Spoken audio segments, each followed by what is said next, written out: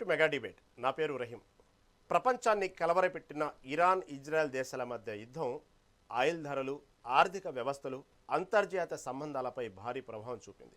ఇలాంటి సమయంలో అమెరికా మాజీ అధ్యక్షుడు డొనాల్డ్ ట్రంప్ యుద్ధం ముగిసే దిశగా వెళ్తుంది అంటూ గ్రీన్ సిగ్నల్ ఇవ్వడం ప్రపంచానికి ఊరటనిస్తుంది. అయితే కీలకమైన హర్ముజు తెరవకపోయినా పరిస్థితి కంట్రోల్లోకి వస్తుందా, లేదా ఇది కేవలం రాజకీయ ప్రకటన మాత్రమేనా? ఈరోజు మెగా టీవీ డిబేట్లో యుద్ధం నిజంగా ముగిసే దశలో ఉందా, ట్రంప్ వ్యాఖ్యల వెనుక స్ట్రాటజీ ఏంటి, హర్ముజ్ మూసివేత ప్రభావం ఎంతవరకు ఉంటుంది, ఇవన్నీ మనం ఈ డిబేట్లో చర్చిద్దాం. ఇదే అంశం మనతో పాటు డిస్కస్ చేయడానికి సిద్ధంగా ఉన్నారు ఆర్మీ లెఫ్టినెంట్ జనరల్ కేఆర్ రావు గారు, అదేవిధంగా ఎకనమిస్ట్ హనుమండ్లు గారు ఉన్నారు మనతో పాటు, అదేవిధంగా ప్రముఖ రాజకీయ విశ్లేషకులు కోటేశ్వరరావు గారు మనతో పాటు ఉన్నారు. ముందుగా మనం కోటేశ్వరరావు గారి దగ్గరికి వెళ్దాం. నమస్తే అండి కోటేశ్వరరావు గారు. నమస్తే. వాస్తవంగా సరే ట్రంప్ వ్యాఖ్యలు ఎలా ఉన్నా ఇక్కడ చూస్తే మాత్రం ఆర్మీ సైడ్ నుంచి అక్కడ ఉన్నటువంటి పరిస్థితులు చూస్తే చాలా భయానక వాతావరణంలో ఉంది. ఇలాంటి పరిస్థితుల్లో ట్రంప్ వ్యాఖ్యలు ఎంతవరకు మనం తీసుకోవచ్చు అంటారు? అసలు గ్రౌండ్ రియాలిటీ ఎలా ఉంది, ఏమంటారు? డొనాల్డ్ ట్రంప్ వ్యాఖ్యల గురించి పెంటగన్ అధికారులు తాజాగా ఒక ప్రకటన చేశారు. ట్రంప్ అబద్ధాలు చెప్పడం లేదు, నిజమే చెప్తున్నాడు అని. అంటే దాన్ని బట్టే ట్రంప్ రోజుకొక విధంగా ఎట్లా మాట్లాడుతున్నాడో అది ఏ విధమైనటువంటి పరిణామాలకి దారితీస్తుందో మనం చూస్తున్నాం.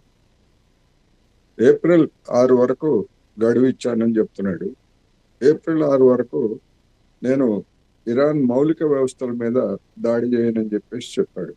కానీ అదే ట్రంప్ ఆదేశాల మేరకు సైన్యం వాటి దాడులను కొనసాగిస్తూ ఉంది.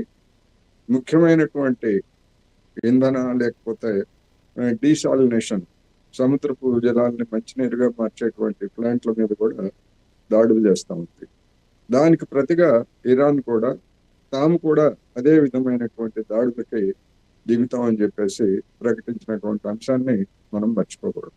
అందువలన డొనాల్డ్ ట్రంప్ ఎప్పుడు ఏం మాట్లాడుతున్నాడో ఏం చేస్తున్నాడో తెలియని స్థితిలో ఇవాళ యావత్ ప్రపంచం కూడా, అంటే ఒక పిచ్చివాడి చేతిలో రాయి ఎటు పడుతుందో తెలియనటువంటి స్థితిలో ఇవాళ, అంటే డొనాల్డ్ ట్రంప్ పిచ్చివాడని కాదు, అమెరికాకి మైండ్ బ్లాంక్ అయ్యి ఏం చేయాలి, ఇరాన్ని ఏ విధంగా లొంగ తీసుకుంటే ఇరాన్ లొంగిపోతుంది అనేటువంటి ఆందోళనలో పడుతున్నారు. తాజాగా నేను చదివినటువంటి దాని ప్రకారం ఇరాన్ దగ్గర ఉన్నటువంటి క్షిపణులన్నింటినీ మేము పేల్చివేశాము, కూల్చివేశాము, అక్కడ ఇంకేమీ లేవు, అదేవిధంగా ఇరాన్ నౌకాదళాన్ని ముంచివేశామని చెప్పేసి ట్రంప్ చెప్పాడు. కానీ అమెరికా ఇంటెలిజెన్స్ నివేదిక ప్రకారం ఇప్పటి వరకు కేవలం 30% మాత్రమే ఇరాన్ దగ్గర ఉన్నటువంటి క్షిపణులు అయిపోయాయి, ఇంకా 70% దాని దగ్గర ఉన్నాయనేటువంటి వార్తలు వచ్చాయి. అందువలన అనూహ్యమైనటువంటి ప్రతిఘటన ఇరాన్ నుంచి ఎదురవుతున్నది అనేటువంటిది మనకి స్పష్టంగా కనిపిస్తాం. కోటేశ్వర, మళ్ళీ మీ దగ్గరకు వస్తాను. మన ఆర్మీ లెఫ్టినెంట్ జనరల్ కేఆర్ రావు గారి దగ్గరికి వెళ్దాం. రావు గారు నమస్తే అండి. చెప్పండి. రావు గారు, ఇక్కడ ఫీల్డ్లో చూస్తే ఇంకా టెన్షన్గానే ఉంది వాతావరణం. చూస్తే ఇటు ఆర్మీ సైడ్ నుంచి చూస్తే కూడా ఇప్పట్లో యుద్ధం ఆగే పరిస్థితులు లేదు. ఒకవేళ స్ట్రైట్గా హర్ముజ్ జలసంధిని కనుక ముచ్చేస్తే దాని ఎఫెక్ట్ సెక్యూరిటీ పైన పడే ప్రభావం ఎంత, ఏమంటారు? సారీ, లాస్ట్ సెంటెన్స్ చెప్పండి. ఇది ఏదైతే మన హర్ముజ్ సంబంధించిన స్ట్రైట్ క్లోజ్ చేస్తే దాని ప్రభావం సెక్యూరిటీ పైన ఏ విధంగా పడే అవకాశం ఉందంటారు? అంటే ఆల్రెడీ అంటే టెంపరీ క్లోజ్డే కదండి ప్రస్తుతానికి, రైట్? ఏమిటంటే క్లియర్గా ఇరాన్ డిక్లేర్ చేసింది ఏంటి, వాళ్ళకి ఇష్టం ఉన్న వాళ్ళ దగ్గర నుంచి వదులుతున్నారు, ఇష్టం లేని వాళ్ళు లైక్ యుఎస్ కానీ ఇజ్రాయెల్ కానీ ఎవరివ్వండి వాళ్ళకి మాత్రం పర్మిట్ చేయమంటారు, వాళ్ళకి సపోర్ట్ ఇచ్చేవాళ్ళని కూడా. దాని ప్రభావం ఆల్రెడీ ఐ థింక్ ప్రపంచంలో అంతటా పడుతుంది. ఒక ఆయిల్ ఒకటే కాకుండా ఇందాక మనం ఫ్రెండ్ చెప్పినట్టు కోటేశ్వరరావు గారు చెప్పినట్టుగా ఆయిల్ ఒకటే కాకుండా ఇంకా రకరకాలు ఉన్నాయి, ఫెర్టిలైజర్స్ ఉన్నాయి, హీలియం ఉంది, చిప్ సెమీ కండక్టర్స్ మీద ప్రభావం ఉంది, మెడిసిన్స్ మీద ప్రభావం ఉంది.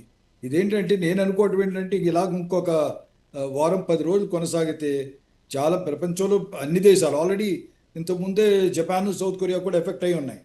రీసెంట్ వెంటనే ఏంటంటే ఆస్ట్రేలియా కూడా ఆల్రెడీ యుఎస్ నుంచి ఆయిల్ సప్లైస్ మొదలుపెట్టిందని. సో దాంతోపాటు ఆస్ట్రేలియా కూడా దీంట్లో ఈ ప్రాబ్లంలో పడుతుంది. కనుక ఓవరాల్ మనం చూసుకుంటే మనం ఇన్నాళ్ళు ఊరికే ఆయిల్, ఎల్పిజి, ఎల్ఎన్జి, గ్యాసెస్ ఇది అవుతున్నాం, మనం ఇది అవుతున్నాం, మనం గౌరవపడుతున్నాం. కానీ టోటల్ లాజిస్టిక్ చైన్స్, రైట్? ఎందుకంటే ఆయిల్ దాని బై ప్రొడక్ట్స్ ఎన్ని ఉన్నాయంటే దాని మీద ఆధారపడే, అది కాక సప్లై చైన్స్ అన్ని షిప్స్ ఎప్పుడైతే నడవకపోతాయో ఆర్ తగ్గిపోతాయో, రైట్, దాని ఎఫెక్ట్ ఏంటంటే ఓవరాల్ ప్రపంచం మీద విపరీతంగా ఉంటుంది. కనుక దీనికి ఏదో ఒక సొల్యూషన్ త్వరగా రాకపోతే ఈ ప్రపంచానికి పెద్ద సంక్షోభం ఏర్పడుతుంది. చూస్తూ ఉంటే పరిస్థితులు రోజు రోజుకు ఆ గ్రౌండ్ రియాలిటీ చూస్తుంటే ఒక టెన్షన్గానే కనబడుతుంది. కానీ ఇటు చూస్తే ట్రంప్ వ్యాఖ్యలు గతంలో కూడా చెప్పారు, ఒక 15 రోజుల క్రితం కూడా ఇలాగే విధంగా యుద్ధం దాదాపు ముగిసింది, దానికి సంబంధించినటువంటి ఫైర్కి సంబంధించినటువంటి ఏదైతే ఉన్నాయో కొన్నాళ్ళు యుద్ధం కూడా ఆపామన్న రోజు నుంచే మొదలైంది. కానీ ఎక్కడ గంటల వ్యవధి కూడా ఆగిన పరిస్థితులు మనం చూడలేదు, కనబడలేదు కూడా వాస్తవంగా. అయితే ఇప్పుడు ఈ వ్యాఖ్యలు ఎంతవరకు తీసుకోవచ్చు? ఆశాజనకంగా ఉంది అంటున్నారు. అటు పక్క చూస్తే మిలిటరీ భారీ ఎత్తున ఉంది, అక్కడ ఆ పరిస్థితులు గ్రౌండ్లో మాత్రం చాలా టెన్షన్ వాతావరణం ఉంది. దీన్ని ఎంతవరకు తీసుకోవచ్చు అంటారు ట్రంప్ వ్యాఖ్యల్ని? రావు గారు, ట్రంప్ వ్యాఖ్యను మనం నమ్మలేమని ప్రస్తుతానికి. ఎందుకంటే యాక్చువల్లీ ఫైనల్గా మనం ఆలోచిస్తే ఇందాక ఒక యుఎస్ ఎనర్జీ ఎక్స్పర్ట్ కమెంట్స్ వింటున్నాను. ఓవరాల్ గెయిన్ ఏంటంటే యుఎస్కి కూడా జరుగుతుంది ఇది. ఎందుకంటే యునైటెడ్ స్టేట్స్ ఇందులో ఓవరాల్ ఎనర్జీ అందరి దగ్గర కష్టాలు అయితే, ఆఫ్టర్ ఆల్ చెప్తున్న అబద్ధాలు ఏమన్నాడు, కొంతమంది నేవల్ డిస్ట్రాయర్స్ కొన్ని సపోర్ట్ ఇస్తున్నాయి, షిప్స్ ఆల్రెడీ మూవ్ అవుతున్నాయి అనేటప్పటికల్లా ఏమైంది, మార్కెట్లో ఆల్రెడీ తగ్గిపోయింది. ఇమీడియట్గా $14 $15 ఇమీడియట్ మనకు కనిపించింది ధరలో తగ్గిపోవటం, రైట్? కానీ యాక్చువల్గా ఆన్ గ్రౌండ్ తెలిసింది ఏంటి, తీరా చెక్ చేస్తే ఒక యుఎస్ డిస్ట్రాయర్ కాదు కదా, నాటోకి సంబంధించింది కానీ యూరోపియన్ యూనియన్, మన ఇండియన్ కొన్ని షిప్స్ అయితే నెవల్ షిప్స్ అయితే వెళ్ళినాయి కరెక్టే, కానీ మిగిలిన దేశాలు ఒక నెవల్ షిప్స్ ఏమి అక్కడ జరగలేదు. దాంతో మళ్ళీ తిరిగి ఏమైంది, ఈ పెట్రోల్ ధరలు మళ్ళీ అప్స్వింగ్ అయినాయి, రైట్? కనుక మన ట్రంప్ గారు చెప్పే అబద్ధాలతో ఏంటంటే ఇండైరెక్ట్లీ మార్కెట్ని కూడా స్వింగ్ చేస్తున్నారు. కానీ గ్రౌండ్ రియాలిటీ ఏంటంటే ఆల్రెడీ $100 సుమారు, నేను అనుకోవటం ఏంటంటే $150 వరకు త్వరలోనే $150 వరకు వెళ్ళే సూచనలు అయితే వెరీ క్లియర్గా కనిపిస్తున్నాయి. ఇందులో నాకు సందేహం లేదు. దానికి మార్గం ఏమిటా అనేది మనం తర్వాత డిస్కస్ చేయొచ్చు. ఎందుకంటే ఇంత ముందు కూడా అనుకున్నాం రకరకాలు ఉన్నాయి, ఎన్ని ఆప్షన్స్ ఉన్నాయా ఏంటా అని. ఇది ఇరాన్ యుద్ధానికి ఆపుతానికి ఆప్షన్స్ చూసాం. ఆప్షన్స్ చూస్తే 1-2 నిమిషాల్లో ఆప్షన్ మళ్ళీ ఒకసారి తిరిగి మనం రిక్యాప్చులేట్ చేసుకుందాం. మొదట ఏమన్నాం, యునైటెడ్ నేషన్స్ అవ్వలేదు, ఫోర్స్ సరెండర్ అవ్వలేదు, తిరిగి న్యూక్లియర్ డీల్ అవ్వలేదు, తిరిగి రీజనల్ సెక్యూరిటీ డీల్ అవ్వలేదు, తర్వాత సీజ్ ఫైర్ అండ్ నెగోసియేషన్స్ ఎప్పుడైతే జెనీవా దగ్గర నెగోషియేషన్స్ ఆపారో తిరిగి అక్కడ స్టార్ట్ అవుతాను. ప్రస్తుతం అది కాలేదు. లాస్ట్ జరుగుతుంది ఏంటి, ఇంటర్నేషనల్ ప్రెషరే ప్రస్తుతానికి జరుగుతుంది. యునైటెడ్ స్టేట్స్ తన ఫోర్సెస్ తీసుకొచ్చింది, కానీ నాకు తెలిసినంత వరకు, ఎందుకంటే నేను 71 వార్ చూశాను, శ్రీలంక చూశాను కాబట్టి, స్ట్రెయిట్ ఆఫ్ హార్మూజ్కి వెళ్ళి కరగ్ ఐలాండ్ని క్యాప్చర్ చేయటం అనేది, మీరు ఒక 10,000 యుఎస్ ఫస్ట్లీ పారాడ్రాప్ తీసుకెళ్ళినా సరే అంతమందిని, ఒక 1000 మంది పారాడ్రాపర్స్ ఉన్నారు, ఒక 5,000 ఏమో యాంఫీబియన్ ఫోర్స్ ఉంది, మెరీన్ ఫోర్స్ ఉన్నాయి. వీళ్ళందరినీ తీసుకెళ్ళి కరగ్ ఐలాండ్ మీద కూర్చోబెడతానికి కూడా ఇరాన్ ఊరుకోదు. ఆల్రెడీ యాంటీ పర్సనల్ మైన్స్, అక్కడ ఎన్నో రకాల మైన్స్ పెట్టుంటారు, ఎక్స్ప్లోజివ్ డివైసెస్ పెట్టుంటారు. తర్వాత అక్కడ వెళ్ళి కూర్చున్నా సరే మనిషి విపరీతమైన క్యాజువాలిటీస్ పడతాయి, ల్యాండింగ్ సైట్స్ లేవు. ఇదంతా సెకండ్ అనుకుంటాం ఏంటంటే ఏదో సెకండ్ వరల్డ్ వార్ లాగా వెళ్ళినట్టుగా కరగ్ ఐలాండ్ క్యాప్చర్ చేసేస్తాం, నార్మండీ ల్యాండింగ్ లాగా ఎగ్జాక్ట్లీ ఎనిమీ అపోజిషన్ లేదు, లిటరల్లీ వెనకాల ఉంది, ఎక్స్పెక్టెడ్ చోటు కొట్టలేదు. కనుక అదే ఎక్స్పెక్ట్ చేస్తాం, తప్పు. ఎస్, ఒకవేళ గ్రౌండ్ ఫోర్సెస్ని వాడుకుని యురేనియం క్యాప్చర్ చేస్తానికి కన్నా ఆలోచనలు ఉన్నట్టయితే అది కొంతవరకు chances are better than Kharg island.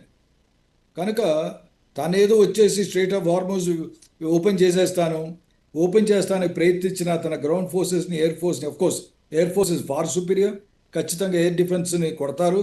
కరగ్ ఐలాండ్లో ఆల్రెడీ ఇంతకుముందే మిలిటరీ కేపబిలిటీస్ అన్నీ నాశనం చేసేసాను కూడా చెప్తున్నాడు, రైట్? అది మాత్రం కరెక్టే, there is no doubt in it. కానీ ఆ స్ట్రెయిట్ ఆఫ్ హార్మూజ్లోకి ఏదైనా నేవల్ షిప్స్ వెళ్ళాలంటే, యాంఫీబియస్ ల్యాండింగ్ ఫోర్స్ వెళ్ళాలంటే లోపలికి వెళ్ళాలి కదా కరగ్ ఐలాండ్ దగ్గరికి, రైట్? సో దానికేంటి, పారాలో ల్యాండ్ చేయాలి, లేకపోతే ఫ్రమ్ ఇరాక్, సౌదీ అరేబియా ఆ సైడ్ నుంచి మళ్ళీ తిరిగి ఏమైనా ఫోర్సెస్ తీసుకురావాలి. కనుక ఇవన్నీ అనలైజ్ చేస్తే as a military expert I feel అదంత ఈజీగా అయ్యే పని కాదు. ఎంతవరకు అటెంప్ట్ చేస్తాడా ఏమిటా? కానీ అంతకన్నా ముందు ఇంటర్నేషనల్ ప్రెషర్స్ ఎక్కువ పడతాయి. మన దేశానికి ఆల్రెడీ కష్ట పరిస్థితుల్లో ఉన్నాం. ఎంతో కొంత రష్యాని చూస్తుంది ఆయిల్ని, కాదనట్లేదు. కానీ ఆయిల్ ఒకటే కాదు కదా, మిగిలిన దేశాలు కూడా చాలా ఎఫెక్ట్ అవుతాయి. కనుక త్వరలోనే ఇంటర్నేషనల్ ప్రెషర్స్ మూలన, అదే కాకుండా డొమెస్టిక్ ప్రెషర్స్ విపరీతంగా ఉన్నాయి ట్రంప్ మీద. ఎందుకంటే ఆల్రెడీ డొమెస్టిక్గా చాలామంది సందేహిస్తున్నారు, ఇది ఏమైనా మిస్అడ్వెంచరా, ఊరికే మనుషులు తీసుకెళ్ళి చంపేస్తారా? ఆల్రెడీ వాళ్ళు చూశారు కదా ఎసిమెట్రిక్ వార్ఫేర్లో ఎలా కొడతాం మొదలుపెట్టారు. యుఎస్ బేస్ ఉంది, యుఎస్ బేస్ రియాద్ దగ్గర ఉన్న బేస్ని సౌదీ అరేబియాలో already super aircrafts F-35 కొట్టాడు. కొన్ని oil tankers, mid air oil refuelling tankers aircrafts కొట్టాడు. కనుక ఇంతకుముందు అనుకున్నట్టుగా అంత ఈజీగా అయ్యే పని కాదు. కనుక ఇంటర్నేషనల్ ప్రెషర్స్ ఎక్కువ పడతాయి. ఇంతలో ఇలాగే సాగితే మటుకు ప్రపంచానికి కంప్లీట్ రిసెషన్, కష్టాలు జరుగుతాయి. మళ్ళీ మీ దగ్గరకు వస్తాను. ఎకనమిస్ట్ హనుమండ్ గారు ఉన్నారు. హనుమండ్ గారు నమస్తే అండి. నమస్కారం అండి. హనుమండ్ గారు, ఓవరాల్గా చూసుకుంటే యుద్ధం మొదలైనప్పటి నుంచి ఫిబ్రవరి నుంచి ఇప్పటి వరకు మార్చి ఎండింగ్ వరకు చూసుకుంటే పరిస్థితులు రోజు రోజుకు భిన్నంగా, కొంతవరకు యుద్ధం జరిగినటువంటి దేశాల మీద ఉన్నటువంటి ఎఫెక్ట్ చూస్తూ ప్రపంచం మొత్తాన్ని కూడా సెగదగులుతుంది. మన భారతదేశానికి కూడా దానికి సంబంధించినటువంటి చూస్తున్నాము, ఎన్నో ఇబ్బందులు గురవుతున్నాం. అయితే మన కేఆర్ రావు గారు చెప్పినట్టు కేవలం ఎంతసేపటికి ఈ గ్యాసు పెట్రోల్ మీదే కాకుండా అసలు ఓవరాల్గా పరిస్థితులు ఎలా ఉన్నాయి? ఎందుకంటే మొన్న నరేంద్ర మోదీ ఎప్పుడైతే మనం కరోనా లాంటి విపత్కర పరిస్థితిని ఎదుర్కొన్నాం, కాబట్టి దీన్ని కూడా ఎదుర్కోవాలి, ధైర్యంగా ఉండాలి, మానసికంగా స్థిరంగా ఉండండి, దానికి సంబంధించి ధైర్యంగా ఉండండి, రాబోతున్న కష్టకాలం అనేటువంటి విషయాలు కూడా చెప్పడం, హెచ్చరించిన తర్వాత ఒక్కసారిగా ప్రజల్లో ఒక రకమైనటువంటి ఇన్సెక్యూర్ బయలుదేరి చూసాం. మొన్న వరుసగా 3-4 రోజులు పెట్రోల్ బంకు దగ్గర జనాలు ఎలా బారులు తీరారో మనం చూసాం. ఇప్పుడు అలా ప్రతి రంగం మీద ఇంపాక్ట్ కనబడే అవకాశాలు ఉన్నాయంటున్నారు. అది వాస్తవమేనా? ఎందుకంటే కేవలం 6 నెలలు కాదు, ఇంకా ఎక్కువ సమయం పట్టేలాగుంది. ఇప్పట్లో రికవర్ అయ్యే పరిస్థితి లేదు. తెలియకుండానే ఆర్థికంగా చాలా మధ్యతరగతి, దిగువ మధ్యతరగతి ప్రజలైతే నడుము విరిగిపోయేటువంటి వార్తలు, పరిస్థితులు ముందు చూడబోతున్నాం అనేటువంటి వార్తల నేపథ్యంలో ఇవన్నీ భయం కలిగించేటువంటి వార్తలు అని అంటారా? వాస్తవ పరిస్థితులు ఏంది, గ్రౌండ్ రియాలిటీ ఏంది హనుమండ్ గారు? అండి, ఇప్పుడు మనము ఎంత ప్రిపేర్ అయి ఉన్నా కానీ యుద్ధం జరిగినప్పుడు ఖచ్చితంగా నష్టం జరుగుతుంది. నష్టం జరగదనట్లేదు. ఎస్పెషల్లీ మన ఇండైరెక్ట్ వార్ అయినా కానీ మనం వాటిపైన ఆధారపడి ఉన్నాము, మన దిగుమతులపైన ఆధారపడి ఉన్నాము. మన యొక్క ఎనర్జీ మొత్తం కూడా అక్కడి నుంచి ఎక్కువ అవసరం అక్కడి నుంచి వస్తుంది కాబట్టి మనం వాటిపైన ఆధారపడి ఉన్నాము. కాబట్టి మనకు ఖచ్చితంగా మనకు ఎఫెక్ట్ ఉంటుంది, ఉండదనట్లేదు. అయితే ఎఫెక్ట్ ఎంత తట్టుకునే శక్తి ఉందనేది ఒకటి ఇంపార్టెంట్. మనకు ఆల్టర్నేటివ్ సోర్సెస్ అంటే ఇప్పుడు మనకు ఆల్టర్నేటివ్ సోర్సెస్ ఏమున్నాయి? ఇప్పుడు అక్కడి నుంచి మనకు ఇంచుమించు 40% ఎనర్జీ సెక్టర్, ఆయిల్స్ అంతా మనకు అక్కడి నుంచే రావాలి. నాది హార్ముజ్ కెనాల్, హార్ముజ్ ప్యాసేజ్ నుంచి. అయితే మన స్టేట్ ఆఫ్ హార్ముజ్ నుంచి రావాలి. మిగతా 60% బయట నుంచి వస్తుంది. బయట నుంచి రావడానికి, ఈ స్టేట్ ఆఫ్ హార్ముజ్ నుంచి రావడానికి ఎంత టైం పడుతుంది? ఇప్పుడు స్టేట్ ఆఫ్ హార్ముజ్ నుంచి ఇండియాకి రావడానికి 10-11 రోజులు పడుతుంది. అదే ఆల్టర్నేటివ్ ప్లేస్ నుంచి రావడానికి 40 రోజులు టైం పడుతుంది. అంటే ఇంచుమించి 30 రోజుల గ్యాప్ అనేది మనకు చాలా నష్టం జరిగే అవకాశం ఉంటుంది. దానివల్ల ఇన్కన్వీనియన్స్. ఎందుకంటే ఇప్పుడు ఆయిల్ కానీ, గ్యాస్ కానీ ఇవన్నీ ఎసెన్షియల్ కమాడిటీస్. ఇవి టైంకు దొరకనప్పుడు ఖచ్చితంగా ప్రజలు ఇబ్బంది పడతారు, ఖచ్చితంగా నష్టం జరిగే అవకాశం ఉంటుంది, ఇన్కన్వీనియన్స్ చాలా ఎఫెక్ట్ అయ్యే అవకాశం ఉంటుంది. కాబట్టి ఈ గ్యాప్ని ఫిల్అప్ చేయడం అనేది ఇప్పుడు ఆల్మోస్ట్ మనం ఇప్పుడు 30 రోజులు యుద్ధమైంది కాబట్టి మన ఆల్టర్నేటివ్ కొంచెం సప్లై వస్తుంది. కాబట్టి కొన్ని షిప్స్ కూడా ఈ స్టేట్ ఆఫ్ హార్ముజ్ నుంచి బయటకు వచ్చాయి. కాబట్టి మనం కొంచెం బెటర్ పొజిషన్లో ఉన్నాం. కంఫర్టబుల్ కాదు, బెటర్ పొజిషన్లో ఉన్నాం. అయితే మనకు జనాభా పెద్దది, అవసరాలు పెద్దవి, ఎనర్జీ మీద ఆధారపడి కూడా ఎక్కువ ఉంది, మన దగ్గర ప్రొడక్షన్ ఎక్కువ లేదు, మొత్తం దిగుమతిపై ఆధారపడి ఉన్నాం. కాబట్టి ఖచ్చితంగా ఇది ఒకటి నిత్యావసర సరుకులు ఇంటి గురించే కాకుండా, వెహికల్సే కాకుండా ప్రొడక్షన్ పైన, పెట్రోలియం ప్రొడక్ట్స్ కానీ, పెట్రోల్ ఆధారపడే ఉత్పత్తుల రంగం పైన కూడా ఖచ్చితంగా ఎఫెక్ట్ పడకపోతే దానివల్ల ఉపాధి కూడా కోల్పోయే ఉపాధి కూడా ఎఫెక్ట్ అయ్యే అవకాశం ఖచ్చితంగా ఉంటుంది. కాకపోతే మనము దాన్ని ఎంతవరకు తట్టుకోగలిగితే, ఇంతమంది అనుకుంటే మనం ఎంతవరకు సిద్ధంగా ఉన్నప్పుడు ప్రధానమంత్రి గారు ఏం చెప్పారు? కోవిడ్ పరిస్థితి మనం ఎంత విజయవంతంగా, మనం ఎంతగా ఇబ్బంది పడి మనం అలాంటి పరిస్థితులు తట్టుకున్నామో ఇప్పుడు కూడా అలాగే ప్రిపేర్ అయి ఉండాలని మానసికంగా ప్రిపేర్ చేయడం. దాంతో పాటుగా మనం ఆర్థికంగా కూడా ప్రిపేర్ కావాల్సిన అవసరం ఉంటుంది. అంటే మనం కొన్ని జాగ్రత్తలు తీసుకోవడము, అనవసరమైన తగ్గించడము, వేస్టేజ్ తగ్గించడము, ప్రొడక్టివిటీ పెంచడము, ఇలాంటివన్నీ కూడా మనం చేయాల్సిన అవసరం ఉంటుంది. మనము ఓన్లీ ప్రభుత్వమే కాదు, ప్రజలు ఏం చేయాలి, యంత్రాంగం ఏం చేయాలి అనేది కూడా, సొసైటీ కూడా ఏం చేయాలని కూడా ఆలోచించి దానికోసం ముందు జాగ్రత్త తీసుకుంటే కొంచెం ఎఫెక్ట్ తక్కువగా ఉండే అవకాశం ఉంది. ఎఫెక్ట్ లేకుండా ఎఫెక్ట్ ఖచ్చితంగా ఉంటుంది. ఈవెన్ మనకు వాటిపైన సప్లై రాకపోయినా విదేశాల మీద మిగతా దేశాల పైన ఆధారపడి ఉన్నా కానీ మనకు ఖచ్చితంగా ఎఫెక్ట్ ఉంటుంది. కాబట్టి ఖచ్చితంగా ఆర్థికంగా ఎఫెక్ట్ ఉంటుంది. దీనికి మనకు ఖచ్చితంగా మనకు దీర్ఘకాలంలో కూడా ఎఫెక్ట్ అయ్యే అవకాశం ఉంటుంది. షార్ట్ టర్మ్ అయితే ఇంకా ఎక్కువ ఎఫెక్ట్ ఉంటుంది. ఎందుకంటే మన సప్లైస్ కానీ ఎనర్జీ రిక్వైర్మెంట్స్ కానీ ఎక్కువ ఆధారపడదు. దీనికి ఆల్టర్నేటివ్ సోలార్ ఉంది. సోలార్ గ్రీన్ ఎనర్జీకి ఎక్కువ కాన్సన్ట్రేట్ చేసినప్పుడు మనకు పెట్రోల్ డీజిల్ పైన కాన్సన్ట్రేట్ తగ్గడం, ఫాసిల్ ఫ్యూయల్ పైన కాన్సన్ట్రేట్ తగ్గడం తగ్గుతుంది అనమాట. కాబట్టి మనం సోలార్ ఎనర్జీ ఆల్టర్నేటివ్గా ఉపయోగించడం, ఎలక్ట్రిసిటీ ఇప్పుడు ఎక్కువగా సప్లై ఉంది కాబట్టి దాన్ని ఆల్టర్నేటివ్గా ఉపయోగించడం, ఇలాంటి పెంచుతూ పోతుంటే మనకు డిపెండెన్స్ తగ్గినప్పుడు ఎఫెక్ట్ తక్కువ అవకాశం ఉంటుంది. రైట్ హనుమంత్ గారు, మళ్ళీ మీ దగ్గరకు వస్తాను.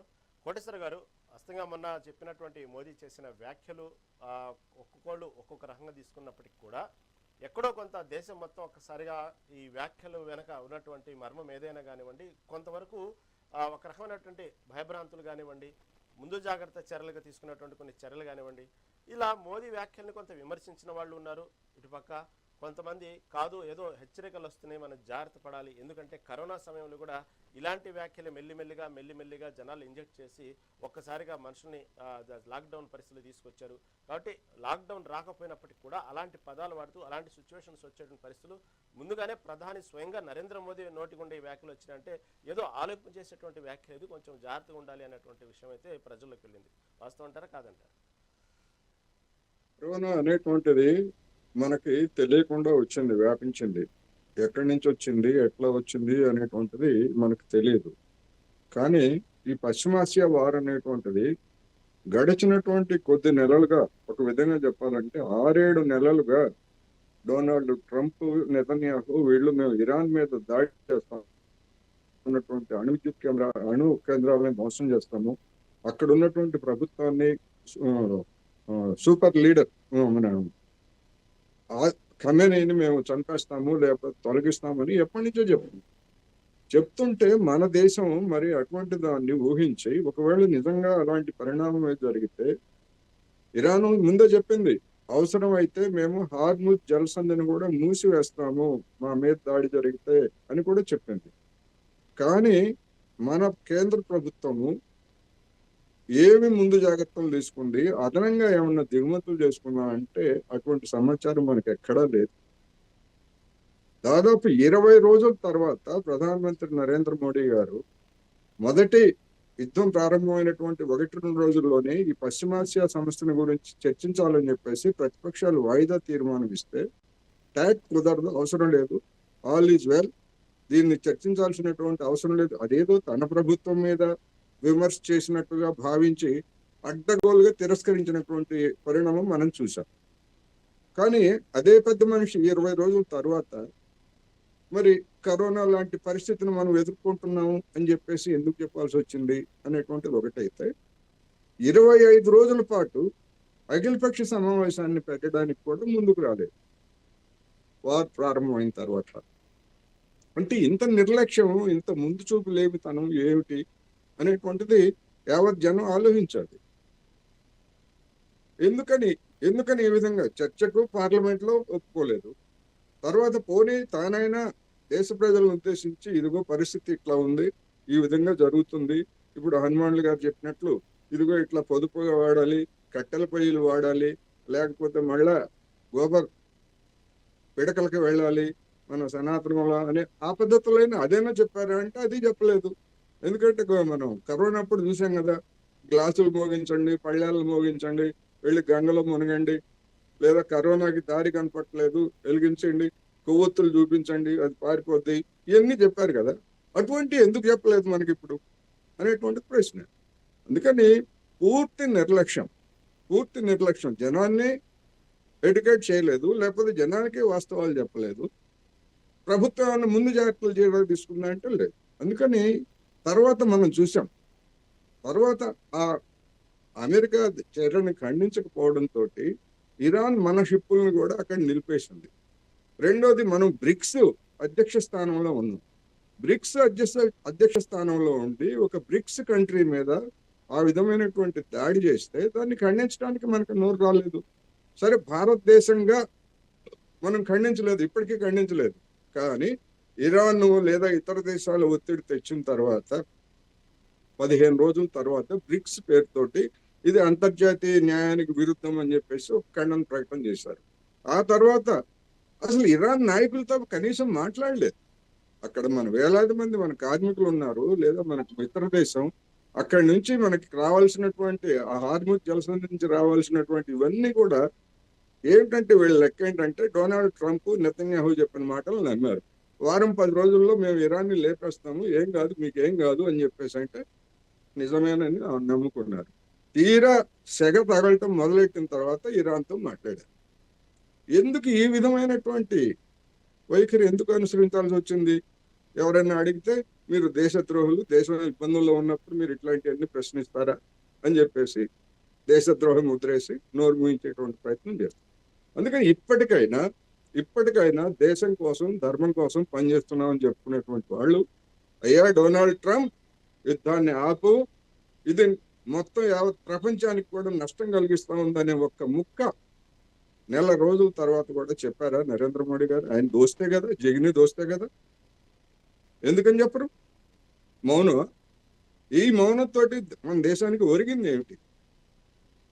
అనేక రాబోయేటువంటి రోజుల్లో ఇప్పుడు సరే ఎల్పిజి గ్యాస్ కొద్ది రోజుల తర్వాత ఏదో సర్దుబాటు చేస్తా ఉంటున్నారు, ఇంకా కొంతకాలం కొనసాగుతుంది. ఉత్తరప్రదేశ్లో ఆయన ప్రాతినిధ్యం వహిస్తున్నటువంటి ఉత్తరప్రదేశ్లో ఇవాళ్లే చదివాను, 17,000 దాడులు చేసిందట అక్కడ ఉన్నటువంటి గవర్నమెంట్ బ్లాక్ మార్కెట్ని అరికట్టడానికి. అంటే ఏ విధమైనటువంటి పరిస్థితుల్లో, ఏ విధమైనటువంటి పాలనలో మనం ఉన్నామో మనకి అర్థమవుతాం. అందుకని రాబోయేటువంటి రోజుల్లో అసలైనటువంటి సమస్య రైతాంగానికి, ఇందాక రావు గారు ప్రస్తావించినట్టు యూరియా, అమోనియా, ఇతర ఎరువుల ఉత్పత్తికి అవసరమైనటువంటి ప్లాంట్లు, వాటిని దిగుమతి చేసేటువంటి సిఎన్జి ప్లాంట్లు అన్నీ కూడా నాశనమైనవి. 5 ఏళ్ల వరకు కూడా మరమ్మత్తు కానటువంటి పరిస్థితి ఏర్పడిందని కొన్ని వార్తలు వచ్చాయి. 5 ఏళ్ళు కాదు, లేదు 6 నెలలు, ఏడాది కాలం అయినా కానీ అక్కడి నుంచి రాకపోతే మన పరిస్థితి ఏమిటి? సాధారణంగా పరిస్థితులు ఉన్నప్పుడే గత ఏడాది మనం యూరియా కోసం రైతాంగం దేశవ్యాప్తంగా 2 ఇంజన్ల పాలన కావచ్చు, 1 ఇంజన్ తెలంగాణ పాలన కావచ్చు, ఎన్ని ఇబ్బందులు పడ్డారో మనం చూసాం. అప్పుడు ఎందుకని ఇబ్బంది పడ్డారు? అంతర్జాతీయ మార్కెట్లో యూరియా ధర ఎక్కువ ఉంది కనుక అంత ధరపైన మనం కొంటే మనం సబ్సిడీ ఇవ్వాల్సి వస్తుంది, పోతే పోయాట్లే రైతులు అని చెప్పేసి ఒక నేరపూరితమైనటువంటి నిర్లక్ష్యం వహించినటువంటి కారణంగానే యూరియా కొరత ఏర్పడింది. తెలీదా? ఒకవైపు చైనా ముందు జాగ్రత్త చర్యగా మనకి యూరియా ఎగుమతులను నిలిపేసింది. మనం నిలిపేసినప్పుడు ప్రత్యామ్నాయంగా మనం చూడాలి. ఇప్పుడు ఏమిటి అంటే ఇప్పుడు కూడా అంతకంటే తీవ్రమైనటువంటి పరిస్థితి రాబోతా ఉంది. ఉదాహరణకు చమురు, ఇవాళ మనం ఇప్పుడు మాట్లాడుకునేటువంటి సమయంలో బ్రెంట్ క్రూడ్ $118 వరకు పెరిగింది ఈ రోజు. ఇప్పుడు ప్రజెంట్ మనం దిగుమతి చేసుకునేటువంటి రకం అంటే బ్లెండ్, ఇది 4 రోజుల క్రితం $157 ఉంటే ఇవాళ $121 ఉంది. మరి రేపు అసెంబ్లీ ఎన్నికలు అయిపోయిన తర్వాత ఈ ధరలు ఇట్లాగే ఎన్నికలు కనుక, అంటే ఎన్నికలని కాదు, యుద్ధం కనుక కొనసాగేట్లయితే ఆ ధరలతోటి మరి ఆయిల్ మార్కెటింగ్ పేరుతోటి మన మీద ఎంత బండం మోపుతుందో, అది ఇతర అంశాల ధరల పెరుగుదలకు ఎలా దారితీస్తుంది అనేటువంటి నిజంగా ఆందోళనకరం. అటువంటి ఆందోళన ఎక్కడ కేంద్రంలో ఉన్నటువంటి పెద్దలకు కానీ, వాళ్ళ మద్దతుకి ఇచ్చేటువంటి వాళ్ళలో కానీ కనపట్లేదు. ఇది చాలా గర్హనీయమైనటువంటి పరిస్థితి అనేది నా అభిప్రాయం.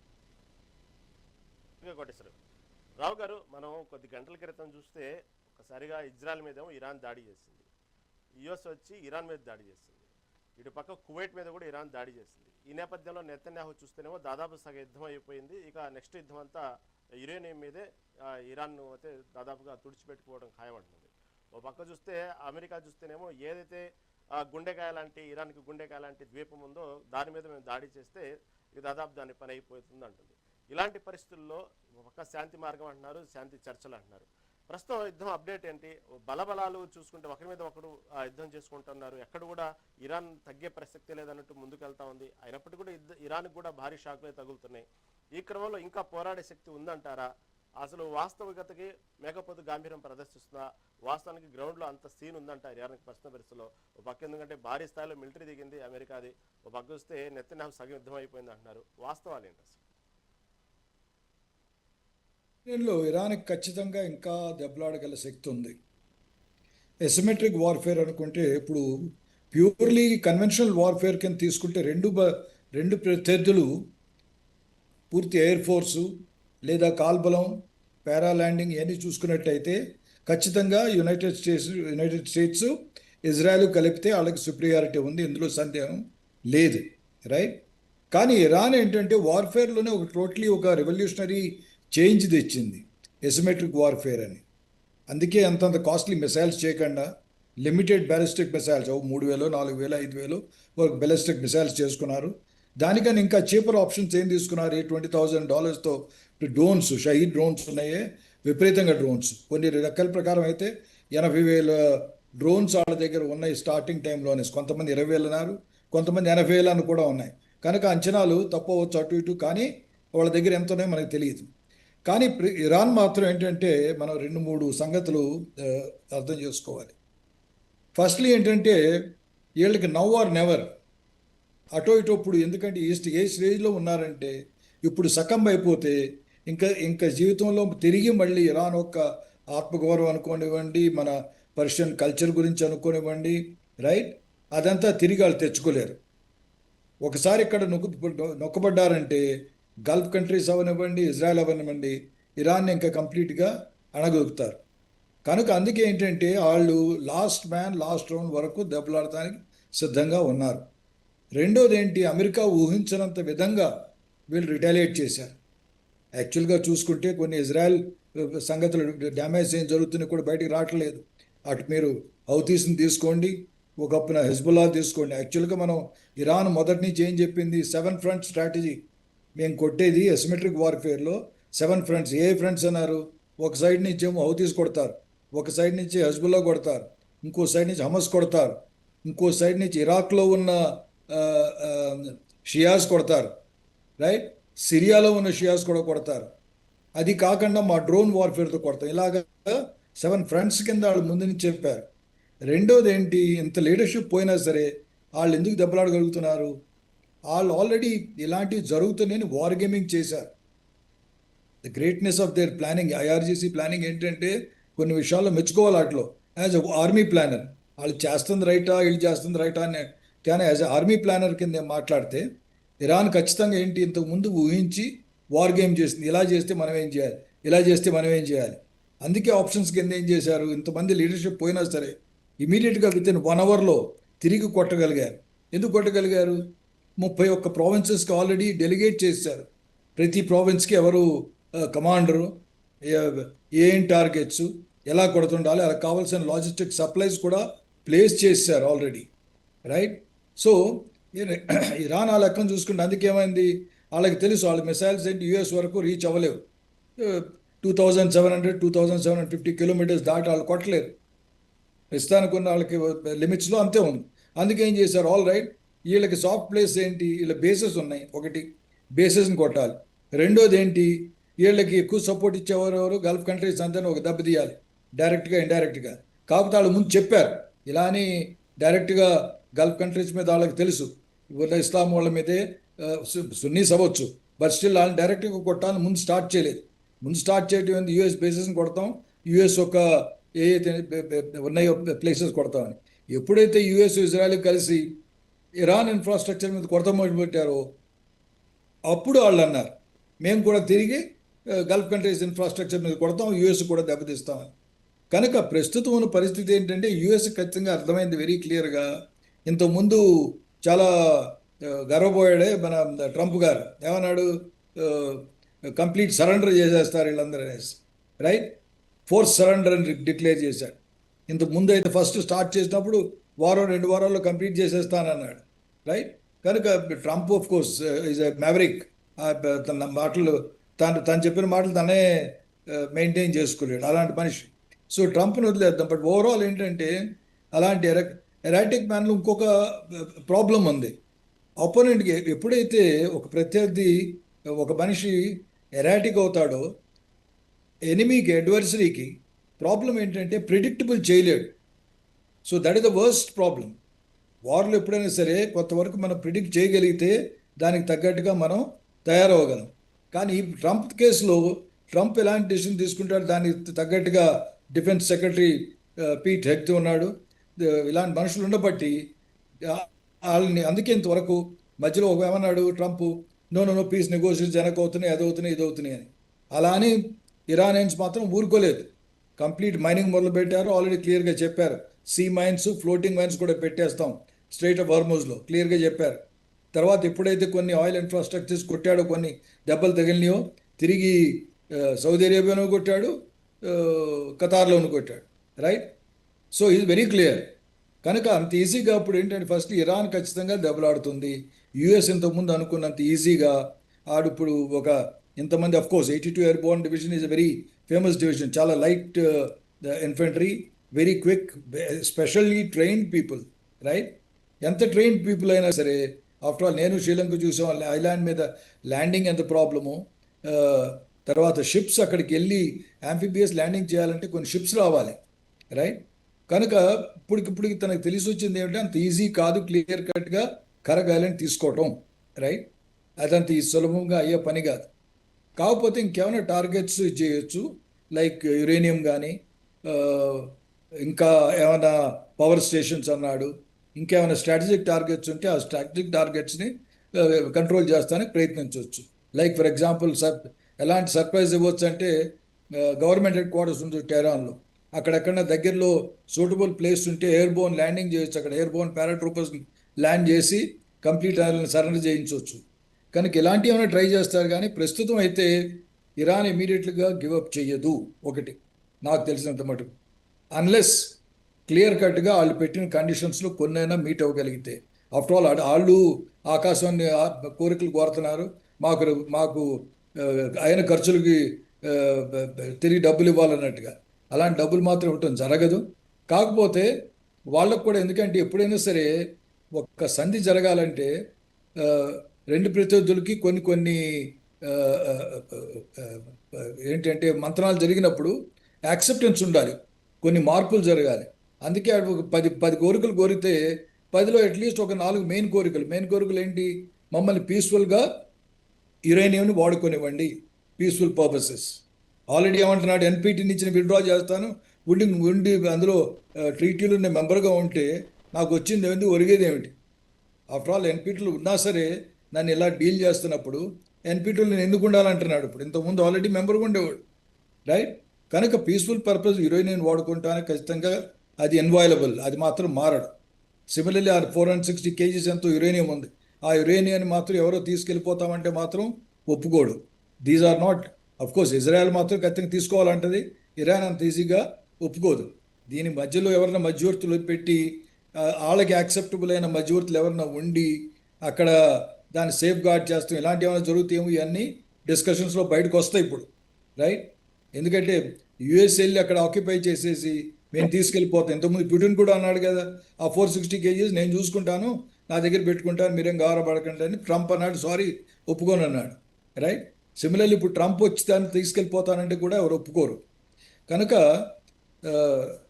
కొంతవరకైనా సరే ఈ నెగోసియేషన్స్ ముందుకు సాగాలంటే కొంత వెనకంజ రావాలి. ఎవరెవరు? యునైటెడ్ స్టేట్స్, ట్రంప్ కూడా కొంత ఒక వెనకంజ అవ్వాలి. ఇరాన్ కూడా అప్పుడు కొంచెం దాన్ని కన్విన్సింగ్గా, ఇంటర్నేషనల్ ప్రెషర్స్ ఇంకా ఎక్కువ అవుతాయి. ఇప్పుడే కాదు, ఆల్రెడీ ఇండియా, ఇప్పుడు మన కోటేశ్వరరావు గారు అన్నట్టు, ఆల్రెడీ మోడీ గారు కొంతవరకు ట్రంప్ మీద చెప్పకపోయినా ఖచ్చితంగా ఇరాన్తో చెప్తుంటుంది, మాకు ప్రెషర్స్ ఉన్నాయి బాబు, ఇప్పుడు మాకు కష్టంగా ఇది ఉంటుందని. రైట్? అదే కాకుండా ఇప్పుడు రష్యా వెళ్ళినా సరే అందరికీ తెలిసిన విషయం ఏంటి, రష్యా వాడు కూడాను this is the time to make money. ఒక $1 ఛార్జ్ చేసే బదులు సమయం దొరికింది కదా అని $5 తీసుకుంటాడు. ఎందుకంటే this is the way to make up the economy for their own. ఇప్పుడు రష్యా యుక్రెయిన్ వారికి అడుగు డబ్బు కావాలి, ఇరాన్కి కూడా డబ్బు కావాలి. అందుకే ఇరాన్ అంటుంది, నేనేమో టోల్ ట్యాక్స్ పెడతాను ఎవరైతే షిప్స్ ఇక్కడ వెళ్తారని. సో ప్రతోడు ఏంటంటే ఇదే సమయం అని డబ్బు కూడా ఇంకా ఎకానమీ ఇంప్రూవ్ చేసుకోవాలి, ఇంకా వార్ మెషినరీ ఇంప్రూవ్ చేసుకుంటానికి ఇంకా ఫండ్స్ కావాలనే రీతిలో ప్రయత్నిస్తారు. కానీ ప్రస్తుతం అయితే ఇమీడియట్గా వార్ ఎండ్ అయ్యే సూచనలు మాత్రం క్లియర్గా ఎప్పుడు వస్తాయంటే ఇంటర్నేషనల్ ప్రెషర్స్, నెగోషియేషన్స్ కొంతవరకు ముందు సాగుతున్నాయి అని కొంతవరకు ఎక్కడ బయట సూచనలు వస్తే అప్పటి వరకు ఇద్దరూ ఒక విధంగా ఫైరింగ్ చేస్తుంటారు. F-35 వాళ్ళు ఫైర్ చేస్తారు, టార్గెట్ స్ట్రైక్ చేస్తుంటారు. సిమిలర్లీ ఇరాన్ కూడా స్ట్రైక్ చేస్తుంది. సో సీజ్ ఫైర్ వచ్చే వరకు ఇది జరుగుతూనే ఉంటుంది. రావు గారు. ఓకే, హనుమండ్ల గారు, వాస్తవంగా ఇప్పుడు రావు గారు చెప్పినట్టు ఎవరెవరైతే ఇదే సమయాన్ని అవకాశం తీసుకుని ఎకనామికల్గా లాభపడాలి అనుకుంటున్న తరుణంలో ఇందాక వాస్తవంగా ఒక వార్త కూడా మనం చూసాం. ఏదైతే హర్ముజు ద్వారా వెళ్ళేటువంటి ఏదైతే నౌకలు ఉన్నాయో వాటి మీద ఏదైతే వాటిని సంబంధించినటువంటి విషయంలో కూడా కొంతవరకు పార్లమెంట్ ఆమోదం కూడా తీసుకున్నారు. ఇరాన్ పార్లమెంట్ కూడా ఆమోదం తీసుకుంది. దానికి సంబంధించినటువంటి ఛార్జీలు విధించాలనేటువంటి విషయంలో ఏదైతే హర్ముజ్ జలసంధి మీద నౌకలు ఏదైతే ఉన్నాయో దాటి మీద ఛార్జీలు విధించాలని ఇరాన్ పార్లమెంట్ కూడా ఆమోదం తీసుకుంది. దానికి సంబంధించి మొత్తం ఆమోదించింది. ఆ సమయంలో ఇటుపక్క ఎటుదిరిగి ఇజ్రాయెల్, ఇటుపక్క అమెరికా సంబంధించినట్టయితే పూర్తిగా నిషేధించింది అనుకోండి. ఆంక్షలు ఉన్నటువంటి ఏదైతే ఉన్నాయో ఆ నౌకల విషయంలో మాత్రం ఈ ఛార్జీ విధించాలనే ప్రతిపాదనకైతే ముందుకు వచ్చింది. వాస్తవంగా అసలు ఏ ఉన్నాయి ఆంక్షలు విధించే దేశాల్లో, ఏ దేశాలు ఉన్నాయి, మరి భారతదేశం ఉందా, ఒకవేళ ఉంటే ఎంత చెల్లించాలి? గతంలో చూస్తే కేంద్రంలో కూడా ఇలా ఎలాంటి రుసుములు లేవు, ఎలాంటి ఆంక్షలు లేవు అన్నట్టు చెప్పినటువంటి కేంద్ర ప్రభుత్వం ఇప్పుడు ఇరాన్ పార్లమెంట్ ఆమోదం తీసుకున్న తర్వాత ప్రస్తుతం పరిస్థితులు ఏంది? ప్రస్తుత పరిస్థితి ప్రకారము ఇరాన్ పార్లమెంట్ ఆమోదించింది కాబట్టి వాళ్ళు కొన్ని దేశాలకి శత్రు దేశాలు అని చెప్పారు వాళ్ళు. అంటే అనుకుంటా ఇజ్రాయెల్, అమెరికా, మళ్ళీ మిగతా దేశాలు ఏమి ఉంటాయో వాళ్ళ యొక్క ఓడని బయటకు అనుమతించము, మిగతా దేశాలు మాత్రం టాల్ ట్యాక్స్ కలెక్ట్ చేసి వాళ్ళు అనుమతిస్తామని చెప్పారు. మన భారతదేశం అయితే 11-12 షిప్స్ ఇంకా అక్కడే ఉన్నాయి.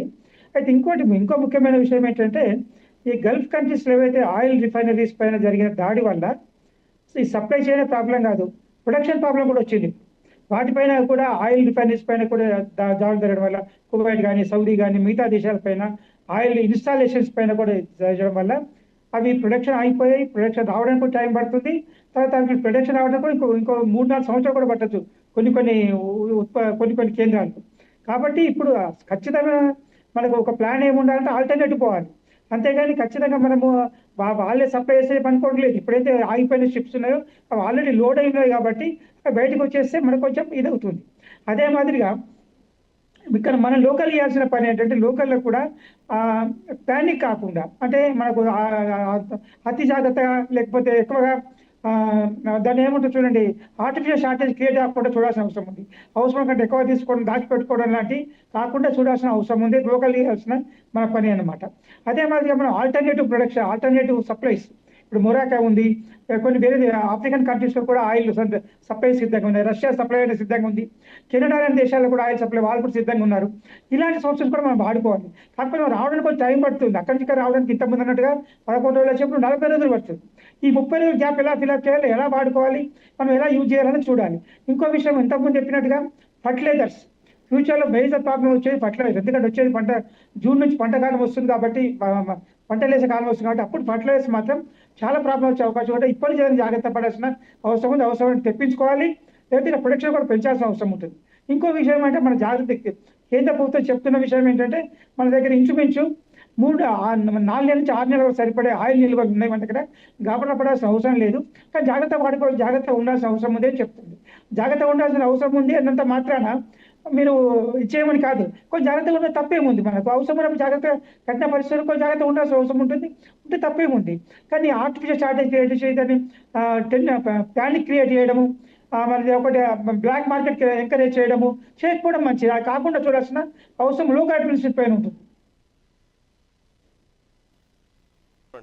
కోటేశ్వర గారు, ఇందాక కేఆర్ రావు గారు చెప్తూ ఒక సందర్భంలో దాదాపు యుద్ధం ముగింపు దశకు రావాలంటే కొన్ని దేశంలో, ప్రపంచ దేశాలు ఒత్తిడి చేయాలి అనేటువంటి సందర్భం కూడా రావాలి అన్నట్టు ఒక మాట సందర్భంగా వాస్తవంగా అమెరికా సంబంధించినటువంటి ఏదైతే బాంబర్ విమానాలు ఉన్నాయో మొన్న స్పెయిన్ అయితే తిరస్కరించింది.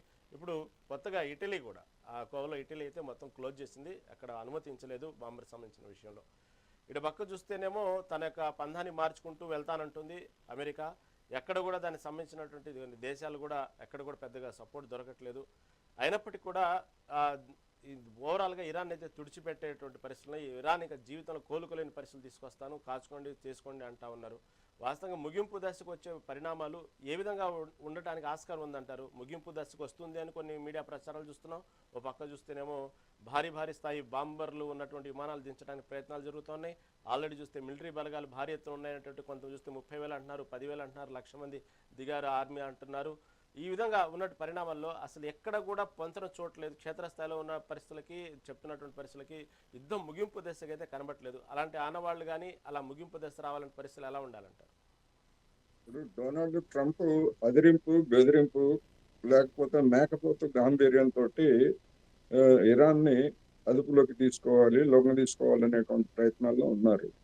అది సాధ్యం కాదని తెలిసిన తర్వాత కూడా అలా మాట్లాడటం ద్వారా ఇంకా చులకనైపోతున్నాడు అనేటువంటిది నా అభిప్రాయం. ఇవాళ ఇవాళ మళ్ళా హార్ముజ్ జలసంధికి సంబంధించిన మీ నౌకలకు మేమేం రక్షణ కల్పించలేము, మీకై మీరే ఏం చేసుకుంటారో చేసుకోండి అని చెప్పేసి నాటో దేశాల మీద ఒక వ్యాఖ్య చేశాడు.